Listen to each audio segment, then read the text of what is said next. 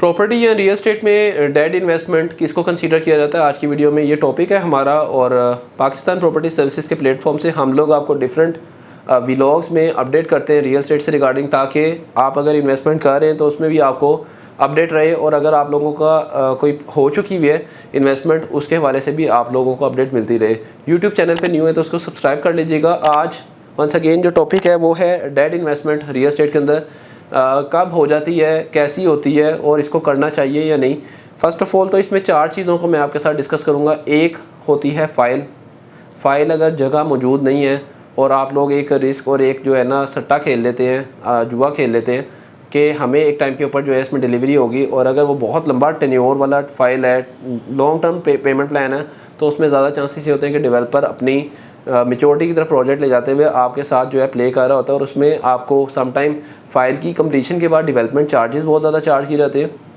तो हम लोग समझते हैं कि उस टाइम जब आप लोग अपने उतने पैसे अदा कर चुके होते हैं, उस टाइम तक उसके बदले में आप कोई और चीज़ भी लेते तो शायद उससे ज़्यादा अच्छे रिटर्न मिल जाते, बट उस जगह का भी नहीं पता होता, और साथ में जो है उसकी जो एक्चुअल जब आपकी पेमेंट जाती है उसका भी आइडिया नहीं होता कि हमने इसको सोसाइटी को पेमेंट कितनी करनी है। फ़ाइलों वाली चीज़ों से थोड़ा सा अवॉइड करें इस टाइम। मार्केट और मुल्की हालात के अकॉर्डिंग मेरा नहीं ख्याल कि आपको फ़ाइलों के अंदर इन्वेस्टमेंट करनी चाहिए, क्योंकि लास्ट 1-2-3 ईयर के अंदर जितना इन्वेस्टमेंट फ़ाइलों के अंदर गई है उतना ज़्यादा लोगों का पैसा बर्बाद हुआ है।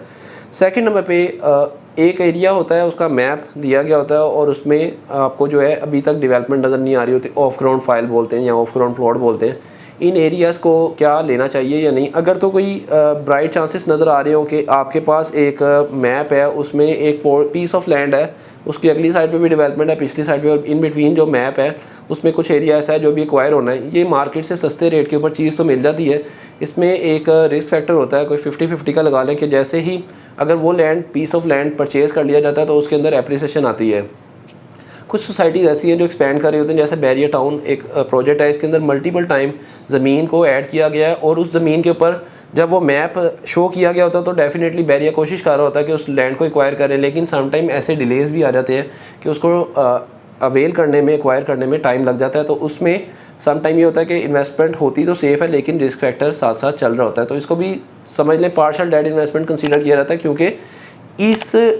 वर्किंग के अंदर जब आप लोग एक्सप्लोर करते हैं ना कुछ चीज़ों को, तो आपको अल्टरनेट ऑप्शन भी मिल रही होती है, लेकिन वो आपको अगर कोई गाइड करो और अगर आप उसको जो है मानने को तस्लीम भी करने के लिए भी अगर एग्री कर रहे हो, क्योंकि कुछ समटाइम ऐसा होता है किसी को अगर कोई गाइड किया जाता है तो वो करता अपनी है, लेकिन बाद में फिर जो है ना अगेन कहते हैं कि जी नहीं, उस टाइम आप सही कह रहे थे, इस तरह से नहीं करना चाहिए था, इस तरह से कर लेते हैं। थर्ड नंबर पे एक लोकेशन है, उसमें आपके पास जो डेड एंड बाउंड्री प्लॉट्स या फिर लास्ट के प्लॉट्स, इसमें जस्ट कॉम्प्रोमाइज़ लोकेशन के ऊपर जब आप अपना बजट कम रखते हुए इन्वेस्टमेंट करते हैं तो उसके रिटर्न भी वैसे आते हैं, और इसकी जो घर बना के भी अगर आप कल को सेल करते हैं तो उसकी सेल के लिए इतना इजीली बायर स्टैंड नहीं हो रहा था। तो ये जो एरियाज़ बाउंड्री वाले होते हैं, इसमें सिर्फ और सिर्फ वो लोग जो अपना लो बजट रखते हुए सिर्फ बना के रहना चाहते हैं उनके लिए तो रिकमेंडेड होता है एरिया, लेकिन वो लोग जो